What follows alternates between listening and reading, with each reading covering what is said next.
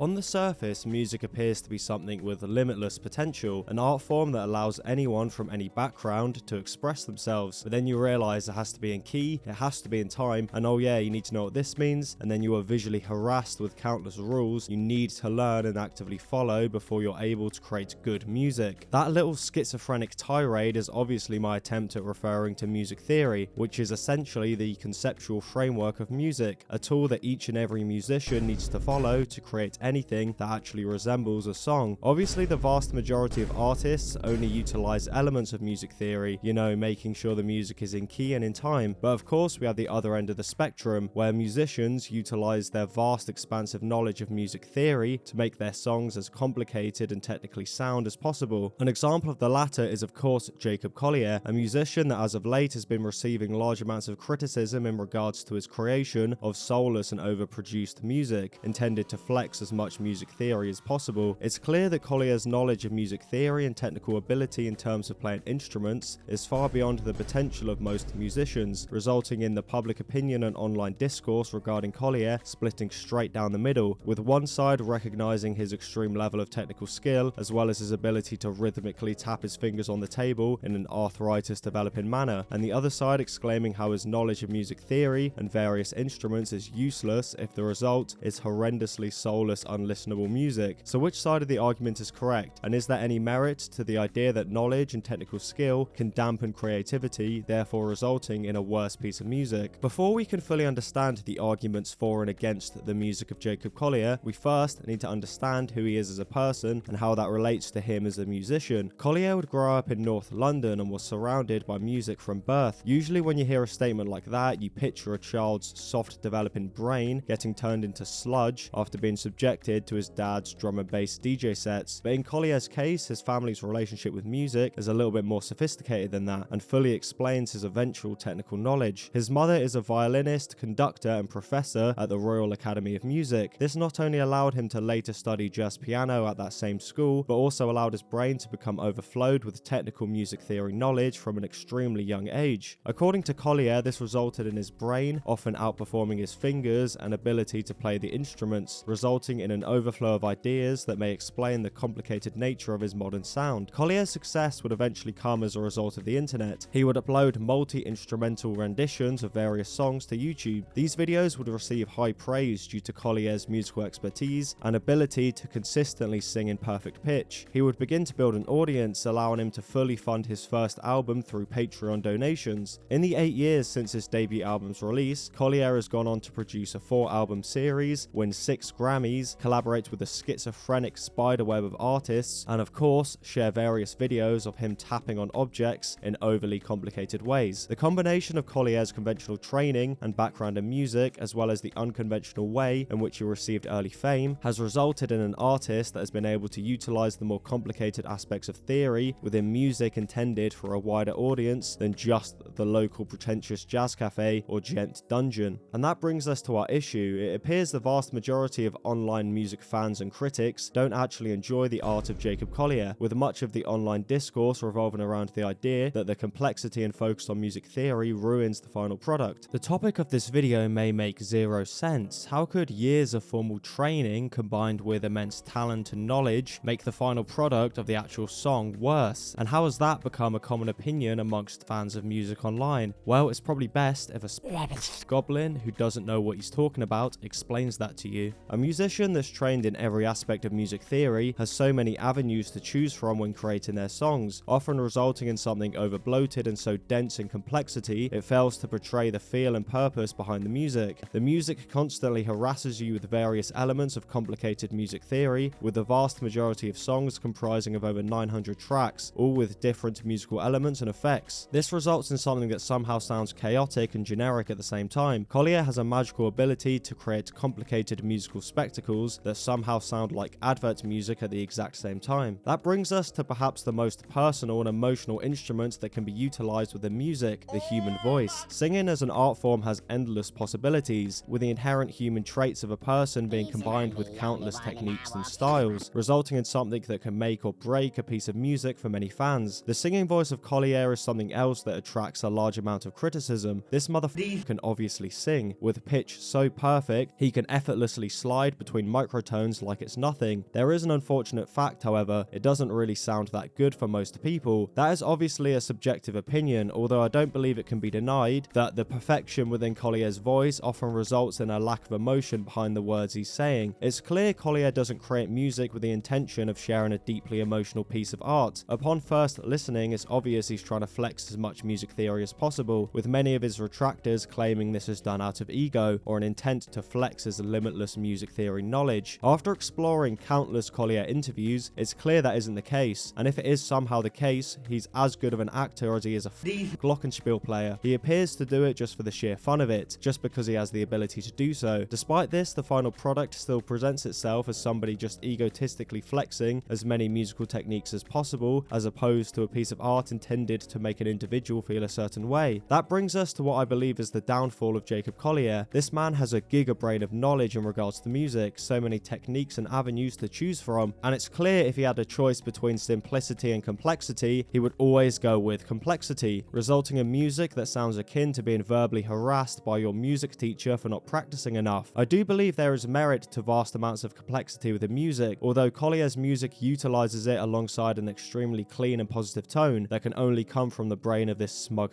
Collier's music is incredibly positive, and his recent 4-album Jesse Run is intended to reflect the various avenues of life, and I suppose that can be relatable for many individuals, although as somebody who spent his childhood getting viciously bullied and playing League of Legends, it doesn't quite hit the same. Another criticism that is often thrown towards the toilet brush dome piece of Jacob Collier is how his choice and collaborators often overcomplicates and takes away from the music. Collier is clearly a musician who appears incredibly fun to work with, resulting in the majority of his songs having multiple features. When you're tasked with creating a 6-minute song that needs to show off the singing voice and potential of 3 extremely talented singers, it's clear the result is going to be over-bloated and stray away from the original message or purpose of the song, especially when that song is a cover, like in the case of Bridge Over Troubled Water. Since the release of Collier's recent album Jesse Volume 4, the discourse regarding his music has been incredibly prolific, with many creators online complaining about the dogpile Collier is supposedly receiving. It appears the vast majority of documented conversation on the topic simplifies the Collier discourse into troglodytes who lurk within the YouTube comment section, as opposed to valid criticism of the music. The main defense I've seen online in regards to Collier's music focuses on his sheer technical ability and talent, and it's hard to deny Collier is obviously extremely talented. It's just hard to explore that as a positive when the end product is formulaic pop music that tries its very hardest to be different by introducing random metal segments and utilizing a vocal processing stack that sounds like a text-to-speech AI attended the Berklee College of Music. Despite the fact I see Collier's music as memorable in all the wrong ways, I still believe him to be a valuable figure within the music industry as a whole. He's essentially become the world's overly enthusiastic music teacher through various pieces of content online that on the surface aim to teach the internet about music theory, and behind closed doors is essentially just various companies using Collier's music knowledge for a spicy piece of content and therefore ad revenue. Although I believe the distribution of Collier's music theory knowledge is extremely valuable, as he is an incredibly personable, enthusiastic guy who I'd rather pinch the cheeks of than criticize in a video, I do believe this whole thing is pigeonholed him into a position that likely explains the vast amounts of criticism. He's peddled as a Gen Z Mozart and algorithmically shoved down the throats of millions of people for his extensive knowledge in music. It's not hard to imagine the fact that a huge portion of his audience may have found him through one of these various videos. When somebody is presented with an individual labeled as a genius who is able to so eloquently explain complicated theories, they usually expect the music to reflect that genius in its creativity, and when they are presented with overly complicated advert music, it's only natural their next step is to insult the creator online. Despite how Collier is presented on the internet, I don't believe he's intending to reinvent the wheel, innovate genres, or even create something that can be labeled as genius. He's a guy that has always had an extensive knowledge and has utilized it to create music that's fun for him to make. It just so happens that the final product is something that a huge section of music listeners find no value in, which is fine. I still see his presence on this beach of an earth as an overall positive. An individual that is happy to enthusiastically share music theory concepts is far better than hiding all the musical secrets behind an eldritch ancient tomb.